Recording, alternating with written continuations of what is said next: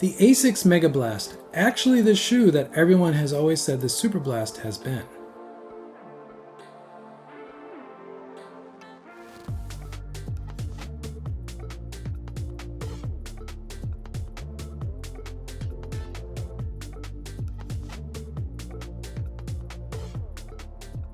To talk about this shoe, the Asics Megablast, we need to first start with this shoe, the Asics Superblast. This is the Superblast 2. Now, as a runner, I have never been one to maintain that the Superblast has been the holy grail Swiss Army knife daily trainer for me. Never liked it for that. I've always thought it was way too much shoe. The design intent from Asics for this shoe was essentially a long-run, non-plated trainer, specifically for the marathon. This shoe originated out of some Metaspeeds that were tested with Asics Pros that didn't have a plate in it. They really loved that feel, so Asics gave their marathoners a non-plated Metaspeed, but they made it a little bit wider to make it more stable, and they put a layer of FF Blast Plus on it to kind of smooth out the edges of the really harsh FF Turbo foam originally, and you got the Superblast. Again, a shoe that I think a lot of people gravitated towards as really a max cushion do everything shoe.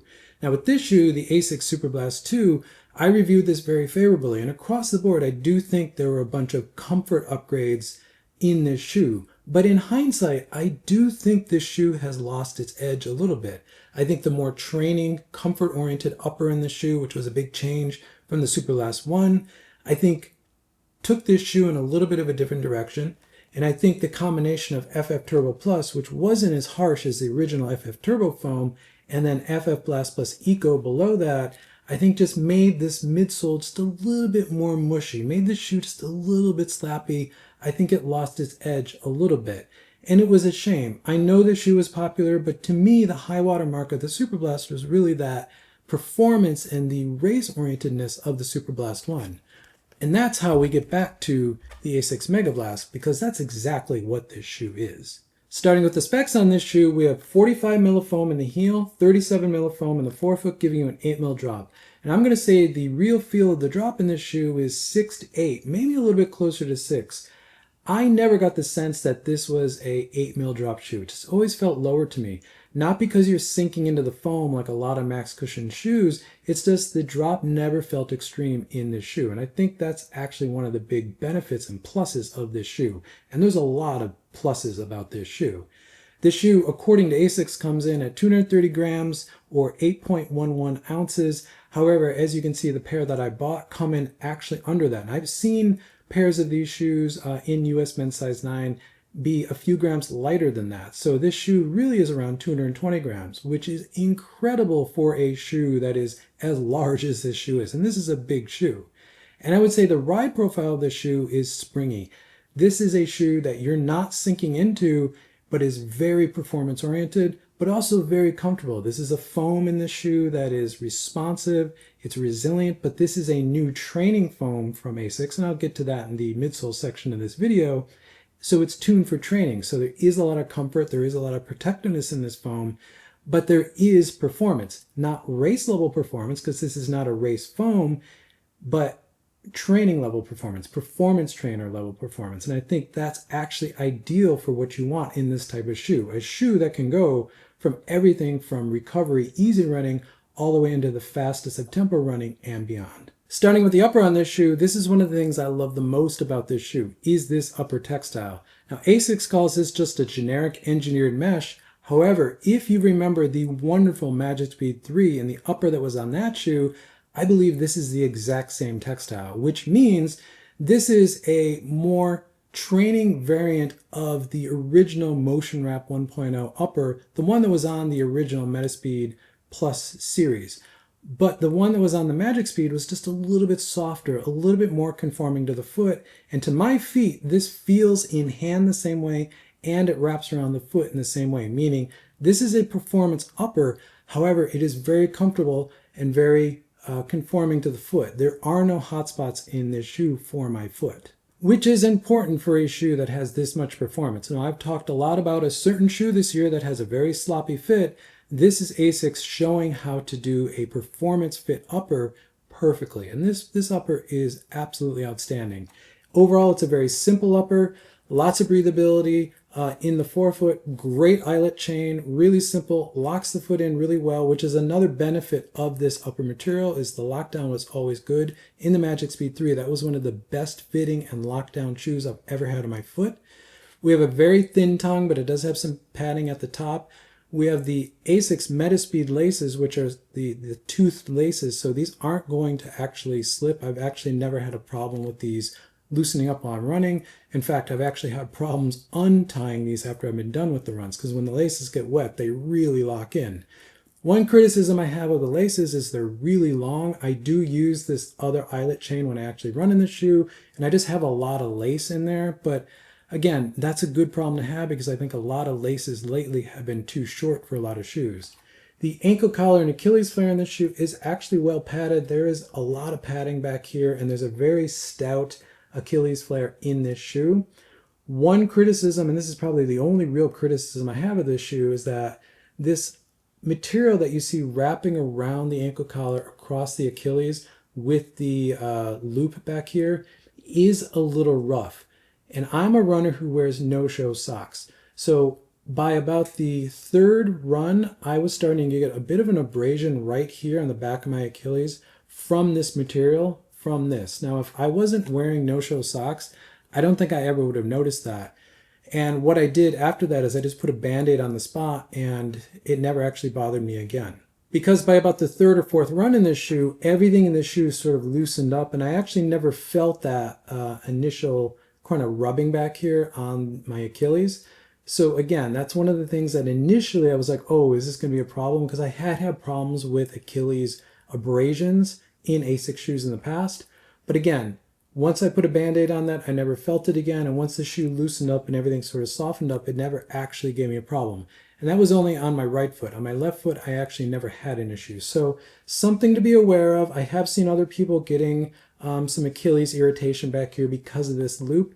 Just keep that in mind. Maybe for the first few ones, wear at least an ankle sock or maybe a calf sock, and then you're probably pretty good to go as everything loosens up in the shoe. Moving to the fit of this shoe, as I've already said, this is a performance fit shoe. This shoe fits almost the same way as the Superblast 1 did on my foot, meaning it's the same length, it's the same width. Now, this is not a wide shoe.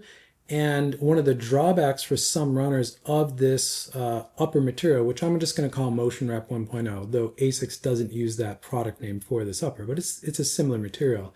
This is a no stretch material. So if you have a wide foot and this isn't good out of the box for you, it's not going to give. This is an upper that's not going to stretch out, and you're not going to get any additional room. There is generous volume in this upper, especially in the forefoot area. It's not too much like some other shoes we've seen this year, but that I think gives this, again, a little bit more conforming to the foot and gives you more volume in here. Makes this more performance-oriented upper, I think, a little bit more comfortable. And moving to sizing of this shoe, I went true to size, US men's size 9, as I do in pretty much every other shoe. And as I've already said, this shoe fits very much like the Superblast 1.0 for me, meaning it is a little long. And if you ever run in the Superblast 1 or 2, you know that the Superblast is also a little long. However, I don't think it's long enough to require you to size down at all. I would go true to size in this. There is ample room in front of my big toe in this shoe, more than I typically like. But again, the lockdown in this shoe is so good, it never gave me problems. I'm not getting any movement in my toe area. And overall, I think the fit of this shoe is really good. So I would recommend true to size, at least to start when you first try it on. Moving to the midsole of this shoe, this is really where this shoe comes alive. This new midsole foam, FF Turbo Squared, a new ATPU training specific foam from Asics. This is not one of their race foams detuned or put into a shoe with another layer of training foam underneath it to detune it. This is a new foam they developed specifically for training, and it is fantastic. I am so impressed with this foam. I'm actually impressed with both of Asics' new ATPU foams this year. FF Leap is their race foam, and FF Turbo Squared is their training foam. The characteristics of this foam are actually a little strange. When I first took this shoe out of the box and I felt this foam, I'm like, this feels just like FF Turbo, which isn't actually a good thing for me because that was a really harsh foam. When I put my foot in this shoe for the first time and just kind of stepped around my office, I actually was feeling, this actually kind of feels like FF Turbo, which again, I was getting a little concerned. When I went out for my first run in this foam though, I realized this is not FF Turbo. This is something completely different. The best way I can describe this foam is its firm cushion, but I'm saying firm. This is not a firm shoe in a sense that it's harsh. There's no harshness in this foam. The closest ride in a foam that I can think of to this shoe would be Lightstrike Pro Classic, the older Lightstrike Pro that Adidas has used in shoes for many years now. However, there's more sink in Lightstrike Pro Classic than there is in this foam. That's right, this foam is actually very similar to Lightstrike Pro Classic. I think that probably will make a lot of people happy. But Lightstrike Pro Classic, as I said, is just a little bit softer. There's a little bit more sink. But the ride feel of this foam is you strike the ground and there's a very sudden spring-like energy return to this foam. Again, that's what the quality is from Lightstrike Pro Classic. But this is a training foam, meaning that the resilience of this foam is actually a little bit lower than a race foam like Lightstrike Pro Classic. So this shoe always feels very controlled. It's got a ton of performance, and I think for most of us runners who are non-elite runners, this is more performance than we're ever going to need. But because it is a training foam, the resilience is just a little bit lower. This can be performance-oriented, but it still can be protective, it still can be cushioned, and it doesn't feel like it's ever too much to handle. And another thing that I'm finding out about this foam, and this is the real unknown question about this foam right now, is durability. I have 50 miles into this shoe right now. I've enjoyed all of those. I will say this shoe took about 20 miles to loosen up. I'm not going to call it a break-in. It's just something where the shoe just sort of softened up, loosened up. I already talked about the Achilles flare and what that did. The insole in the shoe molded to the bottom of my foot. The shoe felt more natural. Just everything loosened up.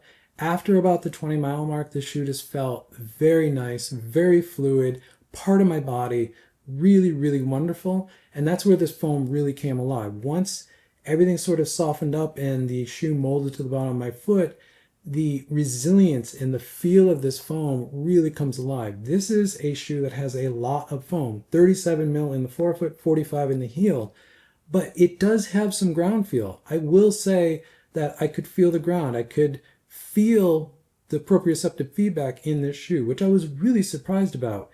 I think some of that is because this foam is firm enough. Again, I'm saying firm, but it's not firm in a harsh way. It's firm in a stable way.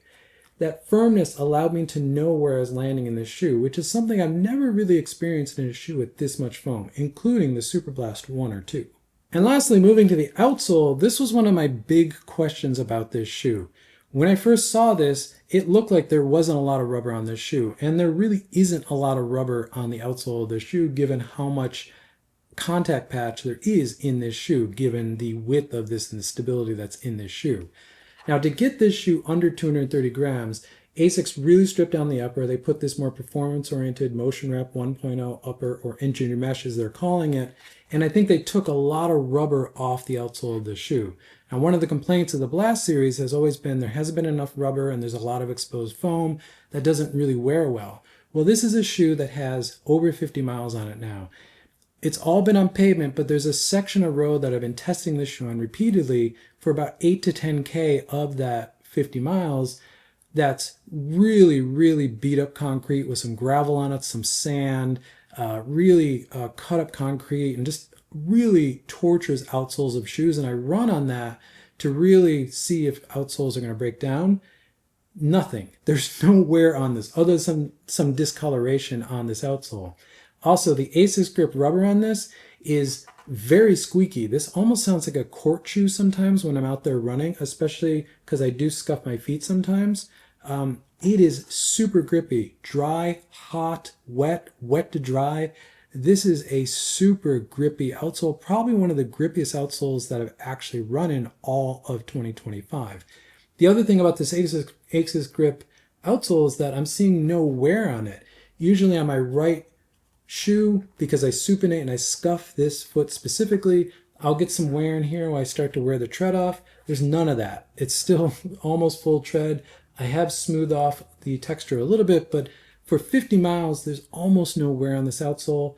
other than the discoloration of the foam, which there is a lot of exposed FF turbo squared foam on this, there's no wear on the foam either. So this is another high mark for the durability of FF turbo squared, but also this shoe in general. Let's talk about the ride of this shoe. I have been so surprised by this shoe. When initially I saw this, I just figured this could be another max cushion shoe that, it's going to be very Superblast-like, but, it's really going to be nothing special. However, I could not have been more wrong. From the first run I did in this shoe, I was really impressed. I was impressed with the directness of this foam.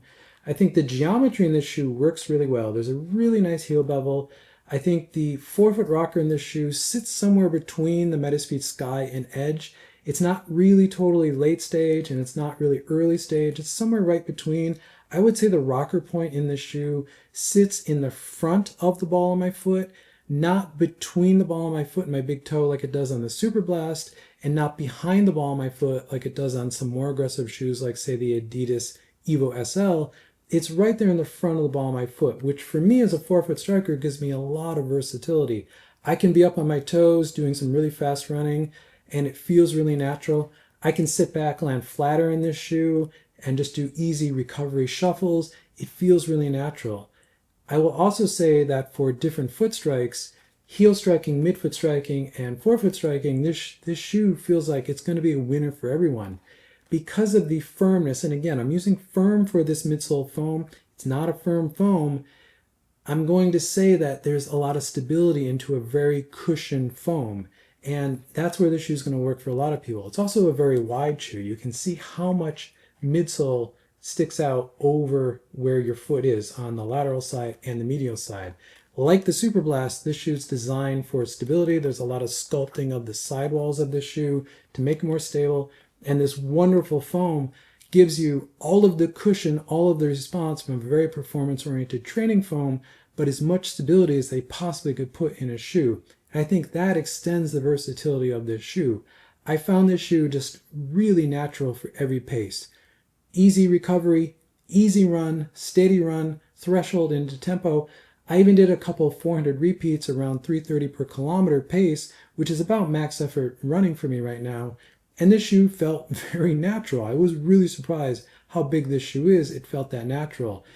To the point where this may even be a shoe that I would actually pull out to do that type of work in, especially if I was trying to do a very minimal rotation. So to say that I've been impressed with the versatility and the performance of this shoe is a bit of an understatement. This shoe over the past 10 days or 8 runs in this shoe has been wonderful. I've done everything in this shoe, and as I do with trainers, where I try to run in them back to back to back days and really torture them, really see if this foam is going to break down, if it's going to pack out, if it's going to change over multiple days of running back to back.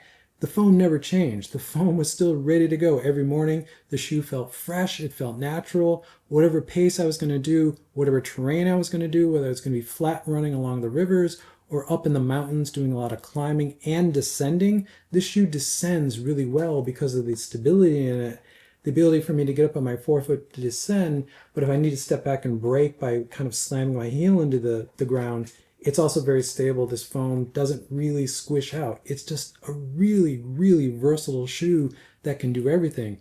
It, for the first time, is a shoe that I feel that real all-around versatility that people would say the Superblast always had that I've never felt, but I definitely feel it in the Megablast. One of the biggest questions I think a lot of people have about this shoe is where does it exactly fit in the overall Blast lineup?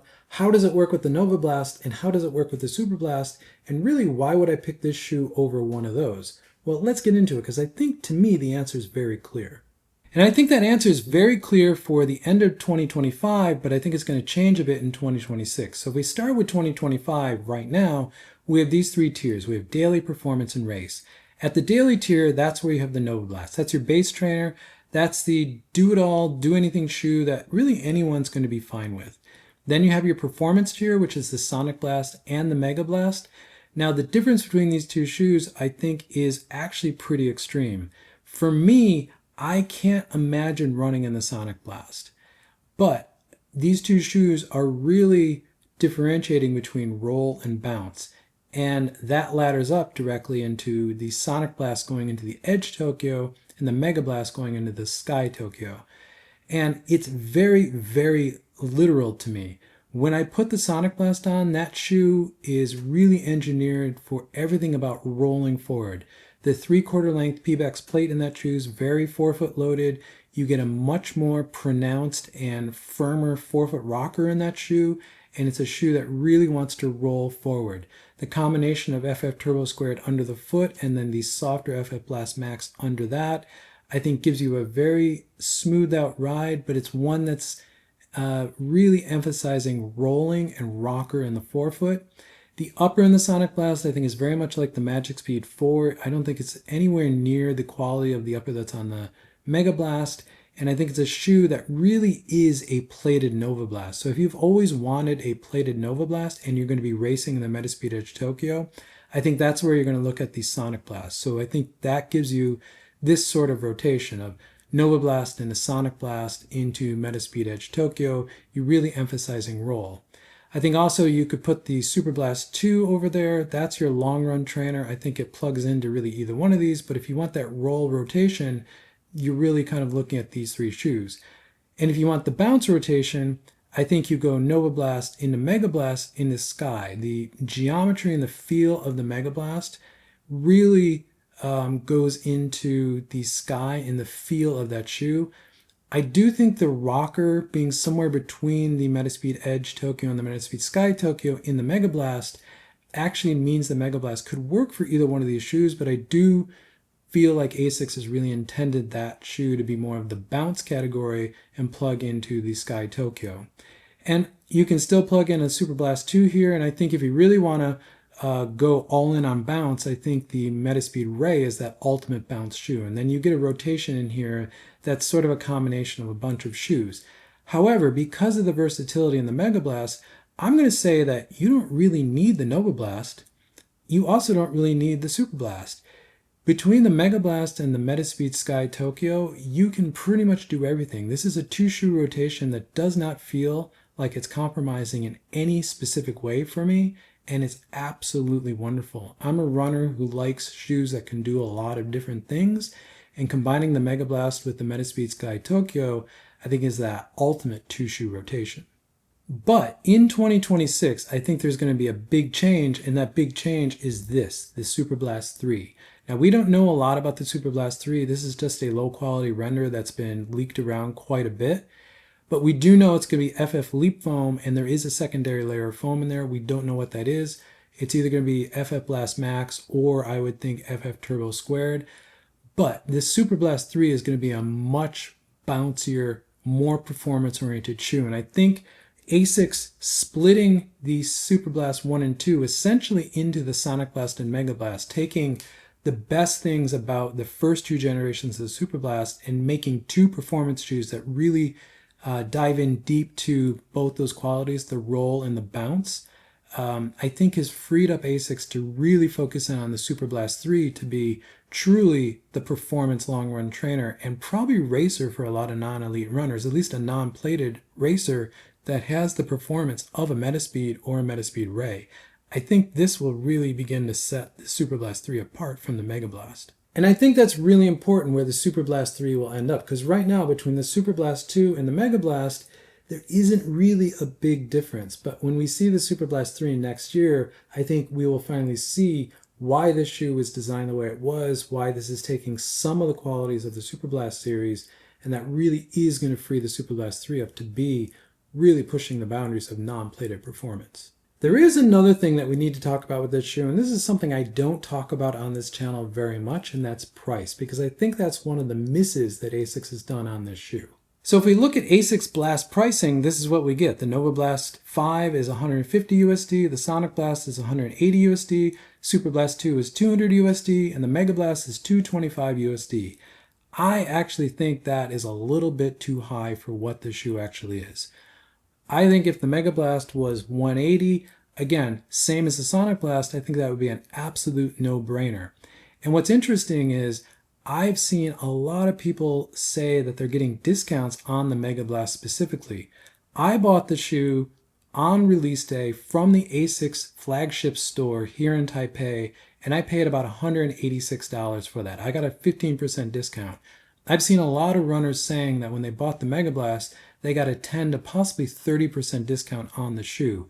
I'm seeing a lot of people quoting that they're paying around $185, $190 for the Megablast. I feel like that's maybe a little bit intentional by Asics, to the point where I think we may actually see a adjustment to the price of the Megablast to around the 200 mark. If you remember when the original Superblast came out, it came out originally at $225 and then the price lowered down to $200, and it stayed at $200 after the first few months of release of the shoe. I think we might see that with the Megablast. But the other thing is I'm seeing a few things about Superblast 3 pricing. I've seen two primary rumors. One is that it's going to stay the same price as the Superblast 2 at 200 USD. The other one, and I'm seeing this more frequently lately, is that it's going to be 230 to 250. So I'm putting 240 USD for the Superblast 3. I think what we're actually seeing here as far as Asics pricing is we're seeing some of these new costs, some of the tariff pricing into these shoes, because the Metaspeeds have gone up $20. The Metaspeed Ray is actually $300 USD. And I think having the Megablast at around 200, even if it stays at 225, it's going to mean the Superblast 3 is going to have to be a little bit more expensive. So when the Superblast 3 is out, I think the pricing of the Megablast may make more sense, though I do kind of expect to see Asics drop it a little bit to at least the $200 mark, ideally to the 180 USD mark, though I don't know if they'll go that low. I have been thoroughly impressed with this shoe. I've enjoyed every one of the miles that I put in this shoe. In fact, it's one of those rare shoes that I did my initial testing. I put my initial 50 miles in this shoe for this review, but next week and probably the week after, I'm still going to primarily run in this shoe because I'm just enjoying it so much. My legs feel great. My feet feel great. The leg savingsness of this foam is decent. I wouldn't say it's the highest foam, but for an Asics foam, which usually beat up my legs, it's really good. So my legs and my feet feel fine in this shoe. They actually feel quite good. And I'm finding just a ton of versatility in this shoe that I'm really, really enjoying. I really, really understand how people fell in love with the Superblast 1 or 2 and found that versatility, something I never found, but I've definitely found it in this shoe. And lastly, I have a few versus videos planned for this. I'm going to do a Megablast versus a Nike Vomero Plus. I'm going to do a deeper video on the Megablast versus the Superblast 2 because I do think there's some differences in there. And there's going to be another surprise as far as the final verses for this shoe, which I think is probably one that a lot of people are looking at, though for me initially it didn't make a lot of sense until I ran in the shoe. So stay tuned for those videos. They're coming. Thank you for making it to the end of the video. If you want to support what I do here, check out sagasurunning.com for merch or click the join button below. If neither one of those options are good for you, leave a comment, leave a like, because it helps this channel continue to grow, which I always appreciate. And with that, I'll catch you in the next one.